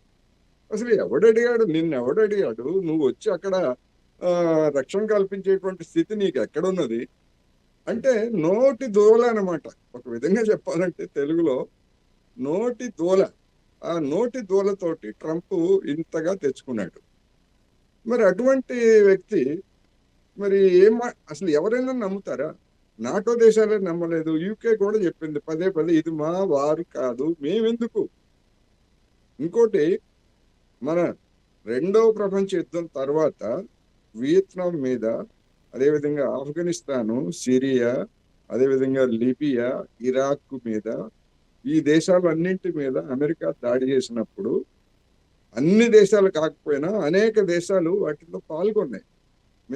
మిత్ర దేశాల పేరుతో పాల్గొన్నాయి. రెండో ప్రపంచ యుద్ధం తర్వాత మొట్టమొదటిసారిగా ఇరాన్ మీద దాడి చేసినప్పుడు ఏ ఒక్క దేశం, ఇజ్రాయెల్ తప్ప ఏ ఒక్క దేశం కూడా పాల్గొనడానికి ముందుకు రాలేదు, నిరాకరిస్తున్నాయి. అంటే ఈ యుద్ధం ఎట్లా ముగుస్తుంది ఏమిటి అనేటువంటిది పక్కన పెడితే, దీని పర్యవసానాలు అమెరికాకి లేదా రెస్ట్ ఆఫ్ ఎలైస్ ఎవరైతే ఉన్నారో, నాటో దేశాలు కావచ్చు లేదా ఇతర దేశాలు, వాళ్ళతోటి రిలేషన్స్ ఎట్లా ఉంటాయి అనేటువంటిది కూడా ఇది ఒక ప్రధానమైనటువంటి గా మారుతా ఉంది. అమెరికా హిస్టరీలో తాను కోరినటువంటిది బ్లాక్మెయిల్ చేశాడు, కాళ్ళు గడ్డలు పట్టుకున్నాడు, అన్ని చేసినా కానీ కుదరదు పొమ్మని చెప్పినటువంటిది ఇది first time after second world war. మరి అంటే ఒక విధంగా చెప్పాలంటే తనకు తానే బలహీనపరుచుకున్నాడు అమెరికా పొజిషన్ అనేటువంటిది ఒకటి. దీని ఇంప్లికేషన్స్ ఎట్లా ఉంటాయి? ఖచ్చితంగా రాబోయేటువంటి రోజుల్లో అమెరికా మిగతా దేశాల దగ్గరికి కాళ్ళ ద్వారానికి రావాల్సినటువంటి పరిస్థితి ఉంటుంది. మార్చి 31, ఏప్రిల్ 1 చైనా వెళ్ళి అక్కడ షో చేయడానికి డొనాల్డ్ ట్రంప్ పెద్ద ప్లాన్ వేసుకున్నాడు. ఏంటి, మార్చి 1 వీక్లో ఇరాన్ మొత్తం కొట్టేసి అక్కడ ఉన్నటువంటి వాళ్ళందరినీ మార్చేసి, ఎదుగో మా వాళ్ళని పెట్టుకున్నాను, ఇరాన్ ఆయిల్ అంతా, వెనిజులా ఆయిల్ ఆల్రెడీ మేము ఆక్రమించాము, ఇరాన్ ఆయిల్ కూడా మేము మా స్వాధీనం చేసుకున్నాం, మీకు ఆయిల్ కావాలంటే మీరు మా మాట వినాలని చెప్పాలనుకొని ప్లాన్ చేశాడు చైనా వెళ్ళి. అటువంటిది మరి ఏ విధమైనటువంటి పరిస్థితులు మనం చూసాం. అందుకని ఇప్పుడు ఏమంటున్నాడు, నేను ఇంకొక విషయం ఏంటంటే, ఏదైతే హర్ముజ్ జలసంధి ద్వారా మొత్తం అసలు ఎలాంటి ఇబ్బంది లేదు, మొత్తాన్ని క్లియర్ చేస్తానని చెప్పినటువంటి యూకేకే మీరు చెప్పినట్టు ఇందాక మీ చెప్పలేదు, మీరు పడండి నాకు సంబంధం లేదు అంటూనే మొన్న ఇలాంటి అంటే ఆయన మాటలు మీరు ఇందా నోటితులు అన్నారు కాబట్టి చెప్తున్నా, అసలు ఇరాన్ అధ్యక్షుడు కావాలన్న విషయం కూడా చెప్పడం జరిగింది. మొన్న దాన్ని ఇరాన్ అధ్యక్షుడిగా ఉండమంటున్నారు. అంటే ఉండమంటున్నారంటే వాళ్ళు జోకేశారు, ఇరాన్ వాళ్ళు జోకేశారు. ఆ జోకును కూడా అర్థం చేసుకోలేనటువంటి మానసిక వాళ్ళు జోకు వేశారు. కావాలంటే మిమ్మల్ని అధ్యక్షుని చేస్తారు, రండ్రా రాబాబు అని చెప్పేసి ఆయన పిలిచారు. నిజానికి ఎంత అవమానం పాలవుతున్నారో ఒక డొనాల్డ్ ట్రంపే కాదు, ట్రంప్ ని ప్రత్యక్షంగా లేదా పరోక్షంగా మద్దతిస్తున్నటువంటి మన దేశంలో ఉన్నటువంటి నాయకుల గురించి కూడా సోషల్ మీడియాలో వస్తున్నటువంటి రీల్స్ కానీ లేకపోతే ఎకశక్యాలు కానీ, ఫస్ట్ టైము గడిచినటువంటి 12 సంవత్సరాల్లో నరేంద్ర మోడీ గారి విధానాలని అపహాస్యం చేస్తూ సోషల్ మీడియాలో ఎన్ని రీల్స్, ఎంతమంది ఏ విధంగా చేస్తున్నారు, ఎందుకని ఈ పరిస్థితి వచ్చింది? అందుకని డొనాల్డ్ ట్రంప్ అనేటువంటి ఒక కుక్కతోక పట్టుకొని గోదావరి ఈత్తానికి కనుక ప్రయత్నిస్తే ఎవరికైనా ఇదే జరుగుతుంది అనేటువంటిది కూడా వస్తుంది. రేపు మే 13, 14 తారీఖుల్లో చైనా వెళ్ళబోతున్నాయంట. మరి ఆ లోపల యుద్ధాన్ని ముగిస్తాడా, లేకపోతే అక్కడికి వెళ్ళి బార్గెన్ ఏం చేస్తాడు? ఇరాన్ చూపించి బార్గెన్ చేయడానికి ప్రయత్నించాడు. గతంలో మన సెకండ్ వరల్డ్ వార్ లో అవసరం లేకపోయినా జపాన్ మీద బాంబు వేసి ప్రపంచాన్ని భయపెట్టాడు. ఇప్పుడు ఇరాన్ ని మేము స్వాధీనం చేసుకున్నాము అని చెప్పేసి చైనాని భయపెట్టడానికి ఒక మాస్టర్ ప్లాన్ వేశాడు, అకార్డింగ్ టు మీడియాలో వచ్చినటువంటి వార్తలను చూసినప్పుడు. ఇప్పుడు అది కూడా ఫెయిల్ అయింది. ఏం చేస్తాడు? ఇప్పటికే మీరు వస్తే రావచ్చు, ఎప్పుడైనా రావచ్చు, మాకేం అభ్యంతరం లేదు, మేము భోజనం పెడతాం, మీరు మళ్ళీ పంపిస్తామని చెప్పేసి అన్నట్టుగా చైనా తాపీగా ఉంది. అందుకని అక్కడ మన హాంకాంగ్ నుంచి వెలువడేటువంటి సౌత్ చైనా మార్నింగ్ పోస్ట్ ఏం చెప్పిందంటే, ఈ యుద్ధంతో చైనా బలపడతా ఉంది, పెట్రో యువాన్ ముందుకొస్తా ఉంది అనేటువంటి కామెంట్ కూడా వాళ్ళు చేశారు. అందుకని అమెరికాకి కానీ లేదా అమెరికాని నమ్ముకునేటువంటి వాళ్ళకి కానీ రాబోయేటువంటి రోజుల్లో ఈ పరిణామాలు, పర్యవసానాలు చాలా తీవ్రంగా ఉండేటువంటి అవకాశం ఉంది. అందుకని చివరిగా నేను చెప్పదలుచుకుంది ఏంటంటే, ఇప్పటికైనా స్వతంత్ర విదేశాంగ విధానాన్ని, అంటే మన దేశ ప్రయోజనాలకు అనుగుణ్యమైనటువంటి విదేశాంగ విధానానికి గతంలో మాదిరి మనం వెళ్ళకపోయేట్లయితే, ఏ దేశానికైనా తోకగా ఉన్నాము అని ఇరుగు పొరుగు దేశాలకు కనుక అనిపిస్తే ఏం జరుగుతుందో చూసాం కదా. మాల్దీవ్స్ మనల్ని లెక్క చేయలేదు, భూటాను లెక్క చేయలేదు. అటువంటి పరిస్థితిని భారతదేశానికి తీసుకురానివ్వద్దు. ఇప్పుడు ఉన్నటువంటి కేంద్ర ప్రభుత్వం ఇప్పటికైనా పునరాలోచన చేసి ఇరాన్ నుంచి కూడా మేము ఆయిల్ కొంటాము అని చెప్పగలిగినప్పుడే మనది స్వతంత్ర విదేశాంగ విధానం అనేటువంటిది ప్రపంచానికి రుజువవుతుంది. మనల్ని పేద దేశాల నాయకుడిగా చూస్తారు. అప్పటి వరకు మన మీద అనుమానంగా ఉంటుంది. ఇది మనకు కూడా ఒక పరీక్షా సమయమే ఈ యుద్ధం అనేది నేను చెప్పవచ్చు. కేఆర్ రావు గారు, ఇక్కడ హర్ముజ్ విషయంలో అయితే దాదాపుగా ఇరానే పై చేసి సాధించింది ఆ హర్ముజ్ బ్లాక్ చేసే విషయంలో. కాబట్టి యుఎస్ రూటు మార్చింది యుద్ధం విషయంలో అనే వార్త కూడా బయటకు వస్తూ ఉంది.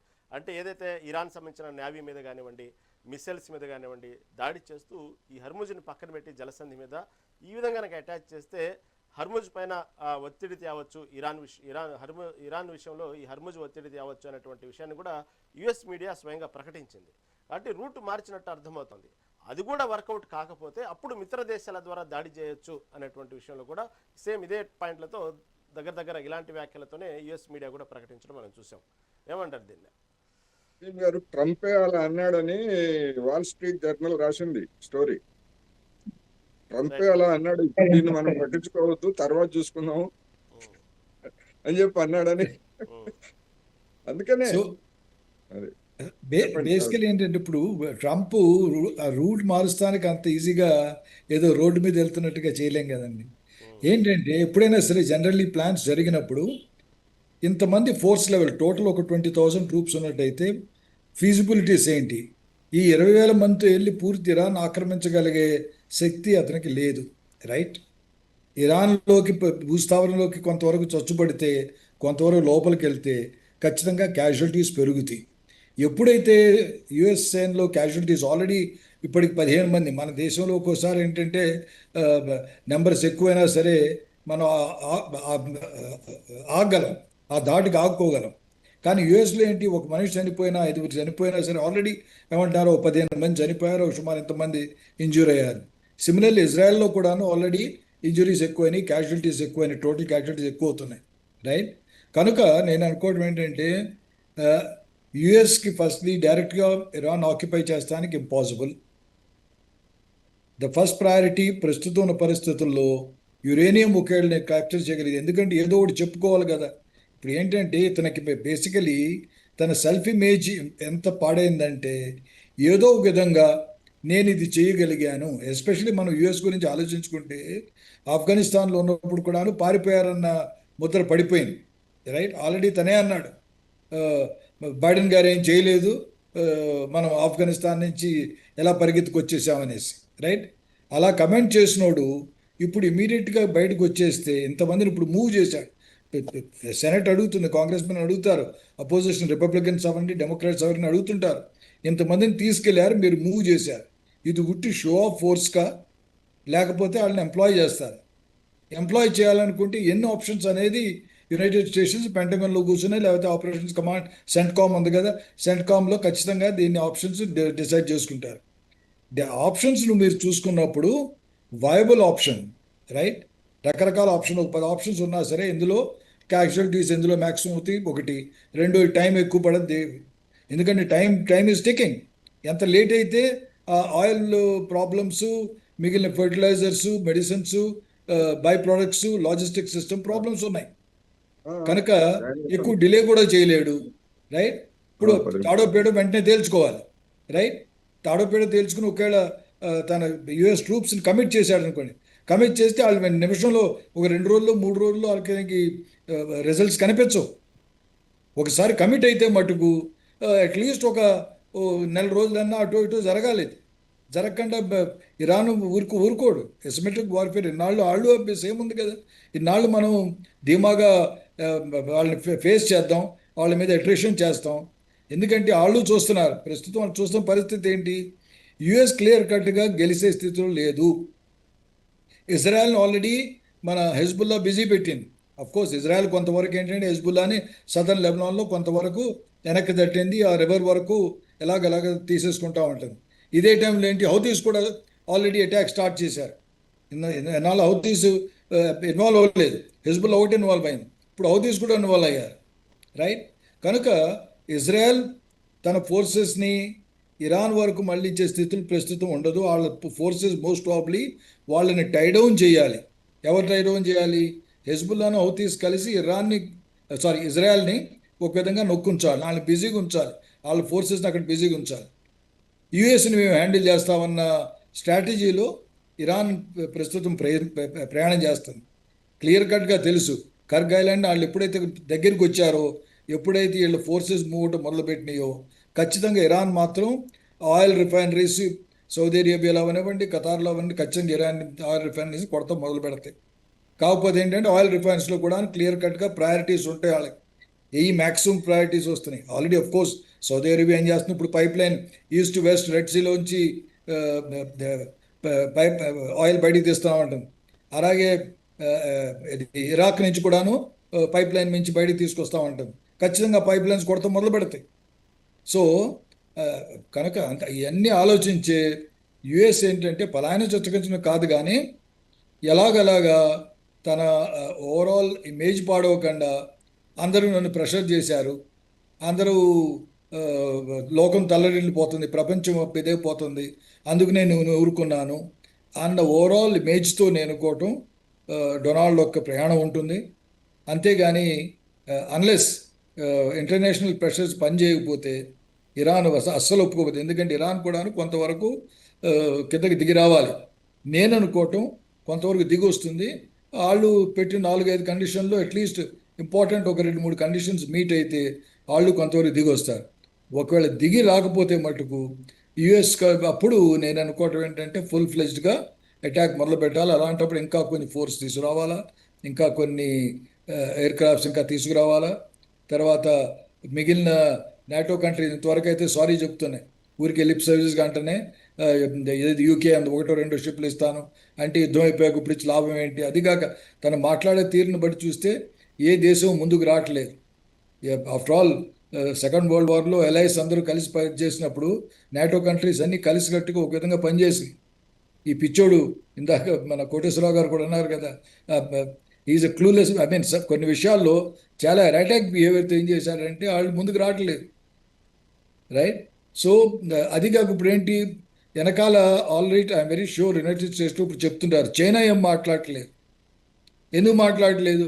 ఆల్ రైట్, ఇదో ఒక విధంగా యుఎస్ యొక్క పవరు, యుఎస్ యొక్క కొంత క్యాజువాలిటీస్ పెరుగుతాయి, యుఎస్లో కొంతవరకు ఎయిర్ క్రాఫ్ట్స్ పోతున్నాయి. So they are watching fun. వాళ్ళు చాలా సంతోషంగా ఉన్నారు, పుటిన్ సంతోషంగా ఉన్నాడు ఒక విధంగా. దో ఆఫ్ కోర్స్ ఇరాన్ మీరేం చేయకండి అంటున్నాడు, కానీ ఇండైరెక్ట్గా ఏంటి పుటిన్ ఈజ్ ఆల్సో గెయిన్, ఎందుకంటే రష్యన్ ఆయిల్ అమ్ముడుపోతుంది. ఇన్నాళ్ళు దాని మీద ఎంబార్గో పెట్టాడు, ఆ ఎంబార్గోని లిఫ్ట్ చేశాడు. So Putin is also winner, right. So like America చెప్పినట్టు ఆ ఆయుధ సంపత్తిని ఖర్చు చేసే కొద్దీ కొంతవరకు చైనా ఆనందపడుతున్నాడు, ఇంకా ఆయుధ సంపత్తి ఇంకా ఖర్చు పెట్టాలి అమెరికాని. పక్క ఇందా మీరు చెప్పినట్టు హౌతీలు కూడా పూర్తి స్థాయి యుద్ధంలో ఇంతవరకు దిగలేదు. హౌతీలు దిగితే వాళ్ళ యొక్క టార్గెటింగ్ వేరేగా ఉన్నది అనేటువంటి మీడియా కూడా కొంతవరకు ప్రకటిస్తుంది. వాస్తవం ఇంతవరకు హౌతీలు అయిన వాళ్ళు ఇంతవరకు వార్నింగ్లే కానీ ఇంతవరకు పూర్తి స్థాయి యుద్ధంలో దిగలేదనే వార్తలు కూడా మనం వింటున్నాం. సరే హనుమండ్ గారు, సమయం చాలా తక్కువ ఉంది. ఒక్కోసారి కొన్ని పాండమిక్ సిచ్యువేషన్స్ రావటం కూడా కొన్ని మనకు ఆల్టర్నేషన్ సొల్యూషన్స్తో పాటు కొంతవరకు లాభం చేకూరుద్ది, కొన్ని విషయాలు నేర్పుతాయనే విషయాలు ఉదాహరణ చూస్తే కరోనా విషయంలో కూడా అనేక విషయాలు, కరోనా విషయంలో వర్క్ ఫ్రమ్ హోమ్ కానివ్వండి, మనం ఇప్పుడు మాట్లాడుకుంటున్న జూమ్ కాల్స్ కానివ్వండి, అదే విషయంగా చాలా మందికి రిలేట్ చేసింది ఫుడ్ విషయంలో. ప్రోటీన్స్ తీసుకోవాలి, బలమైన ఆహారం తీసుకోవాలి. ఇలా ప్రతి విషయంలో చూస్తే మనం ఒక యూట్యూబ్ ఓపెన్ చేసిన ఎక్కడ చూసిన ఆహారపు అలవాట్లు ఓవర్గా వీడియోస్ ఎప్పటి నుంచి అంటే ఒక రకంగా చెప్పంటే కరోనా కాడి నుంచి ఇలా ప్రజలకు ఫిట్నెస్ మీద కూడా ఒక మంచి ఉద్దేశం వచ్చింది. ఎక్కడ చూసినా జిమ్ సెంటర్స్ వెలిసినాయి, ఫిట్నెస్ సెంటర్లు, యోగా సెంటర్లు వెలిసినాయి. ఇలా కొన్ని పాండమిక్ సిచ్యువేషన్స్ కొన్ని నేర్పుతాయి. ఈ యుద్ధం వల్ల నేర్పింది ఏంటంటే సోలార్ సంబంధించిన విషయాలు కానివ్వండి, ఎలక్ట్రానిక్ వస్తువులు వాడాలి, ఎంతసేపటికి మన యుద్ధంగా ఆధారపడకూడదు. ఇలా కొన్ని పాండమిక్ సిచ్యువేషన్స్ కొన్ని నేర్పుతాయి. ఓవరాల్గా యుద్ధం మనకి ఏం నేర్పింది, దీంతో పాటు మనం ఎకనామికల్గా మనం ఇబ్బంది పడకుండా ఉండాలంటే మీరు ఇందాక అన్నట్టు అతి జాగ్రత్త కూడా దాచిపెట్టుకోకూడదు, పరిస్థితులను బట్టి ముందుకెళ్ళాలి. ఓవరాల్గా ఏమంటారు ఫైనల్గా దీని గురించి? నా ఉద్దేశం ఏంటంటే మన జాగ్రత్త మనము ఈ ఫాసిల్ ఫ్యూయల్ పైన ఆధారపడడం తగ్గించాలి. పెట్రోల్, డీజిల్, గ్యాస్ పైన గ్రీన్ ఎనర్జీకి వెళ్ళాలి.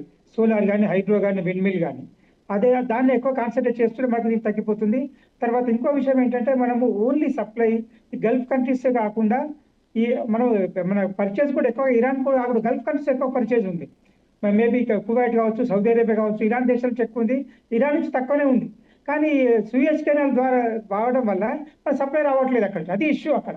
దానికి ఆల్టర్నేటివ్ వేరే సప్లైస్ కూడా చూస్తున్నాం మనం. ఇప్పుడు రష్యా నుంచి తీసుకుంటున్నాము, కెనడా నుంచి ప్రయత్నం చేస్తున్నాము, వేరే దేశాలు కూడా తీసుకుంటున్నాము. కాబట్టి మన దగ్గర అలాంటి సమస్య, అంత పెద్ద సమస్య వస్తుందని చెప్పి అనుకోవట్లేదు. ఎందుకంటే ముందు ప్రిపేర్డ్ అయి ఉన్నాం కాబట్టి. ఆల్టర్నేటివ్ ఇంతకు 24 దేశాల నుంచి ఇంపోర్ట్ చేసేవాళ్ళము, ఇప్పుడు 42 దేశాల నుంచి ఇంపోర్ట్ చేస్తున్నాము. గత 2-3 సంవత్సరాల నుంచి కూడా పెరిగింది వేరే దేశాలకు స్ప్రెడ్ చేయడం అనేది. గ్రీన్ ఎనర్జీ ఒకటి కాన్సన్ట్రేషన్ చేయడము. తర్వాత ఇంకోటి ఏంటంటే ఈ ఫర్టిలైజర్ పైన కాన్సన్ట్రేషన్ అవుతుందో, పెట్రోలియం బేస్డ్ ఫర్టిలైజర్ పైన కాన్సన్ట్రేషన్ తగ్గించాలి. దానివల్ల ఆర్గానిక్ ఫార్మింగ్ సైడ్ అంటే కెమికల్ తక్కువగా వాడి ఉత్పత్తిని పెంచే విధానం కూడా ఆలోచించాల్సిన అవసరం ఉంది. మన సెల్ఫ్ రిలయన్స్, మనమైతే మన టాలెంట్ ఎక్కువగా ఉందో, ఎక్కువ తయారవుతుందో, మన ఏన్షియంట్ టెక్నాలజీలో, ఏన్షియంట్ ప్రాక్టీసెస్లో ఏదైతే ఉందో, హెల్త్ కేర్ కానీ, లేకపోతే ఫార్మింగ్ కానీ, తర్వాత మిగతా విషయాలు ఎక్కడున్నా ఫైనాన్షియల్ డిసిప్లిన్ కానీ ఫాలో అయితే మన యాన్సెంట్ టెక్నాలజీ కూడా మనకు చాలా మంచి అలవాట్లు, ట్రెడిషనల్ ప్రాక్టీస్ ఉన్నాయి కాబట్టి వాటిని అమలు చేసుకుంటే మనం ఇంకా ముందుకెళ్ళే అవకాశం ఉంటుంది, ఆర్థికంగా కూడా నిలదొక్కునే అవకాశం ఉంటుంది. ఇంకోటి ఏంటంటే యుద్ధం అన్నప్పుడు కూడా ఈ యుద్ధం ఇప్పుడు జరిగింది కాదు, అక్టోబర్ 2023 నుంచి జరుగుతుంది. అదే అప్పుడు ఇజ్రాయెల్ హమాస్తో గొడవ పడింది, హిజ్బుల్లాతో ఫేస్ చేసింది, హూతీతో ఫేస్ చేసింది. ఇప్పుడు అది కాకుండా ఇరాన్తో కూడా ఫేస్ చేస్తుంది. ఈ యుద్ధం నేను అనుకోవడము అమెరికా ఇరాన్ యుద్ధం కాదు, ఇజ్రాయెల్ ఇరాన్ యుద్ధం యాక్చువల్గా అయితే. ఎందుకంటే ఇజ్రాయెల్ ఏమనుకుంటుందంటే ఇరాన్ హిజ్బుల్లాకు, హూతీకి, హమాస్కు సపోర్ట్ చేసింది కాబట్టి వాళ్ళు మా పైన అలాంటి చర్య తీసుకున్నారు అని చెప్పని ఇజ్రాయెల్ అనుకుంది. కాబట్టి ఇది ఇజ్రాయెల్ ఇరాన్ యుద్ధం, అమెరికా ఇరాన్ యుద్ధం కాదు అని నేను అనుకోవడం అన్నమాట. అయితే అమెరికా కూడా మనం అనుకున్నంతగా ఈజీ కాదు, అనుకున్నంత లైట్గా కూడా ఈజీగా తీసుకోలేము. వాళ్ళకున్న ఆయుధ సంపత్తి, వాళ్ళకున్న కెపాసిటీ చాలా ఎక్కువ కెపాసిటీ ఉంది. వాళ్ళ కారణాలు వాళ్ళకు ఉంటాయి. వాళ్ళకు ఏ ఇష్యూ ఉందో వాళ్ళకు ఒక నిర్ణయం తీసుకొని అంత ఈజీగా తీసుకోరు కదా. ఎన్నో ఆలోచిస్తారు, పర్యవసానం ఆలోచిస్తారు, యాక్షన్ ఆలోచిస్తారు, పోస్ట్ వార్ కంప్లీషన్ కూడా ఆలోచిస్తారు, క్లోజ్ ఎలా చేయాలని కూడా ఆలోచిస్తారు. ఇవన్నీ ఆలోచించి నిర్ణయం తీసుకుంటారు. కానీ మనం అనుకున్నట్టుగా ఇక కనపడేది వేరు, మనం చూసేది వేరు. మనకు వచ్చే మీడియాలో ఎన్నో పనికిరాని ఫేక్ న్యూస్ కూడా వస్తుంటాయి, ఫాల్స్ ఎరైడీస్ వస్తుంటాయి. అది మనం నమ్మాల్సిన అవసరం లేదు, ఎలా వెళ్తుందని చూడాల్సిన అవసరం ఉంది. దాని ప్రకారమే మనం యుద్ధం ఇప్పుడు ఈ మధ్యనే క్లోజ్ అయినా కానీ ఇజ్రాయెల్ మాత్రం కంటిన్యూ చేస్తుంది అని నేను అనుకుంటున్నాను. ఇంకా ఇరాన్, అమెరికా వెళ్ళి యుద్ధం మానేసిన ఇజ్రాయెల్ మాత్రం యుద్ధం మానదని నేను అనుకుంటాను. ఓకే, చర్చలో పాల్గొన్నందుకు కేఆర్ రావు గారికి, అదేవిధంగా హనుమండ్లు గారికి, కోటేశ్వరరావు గారికి ధన్యవాదాలు.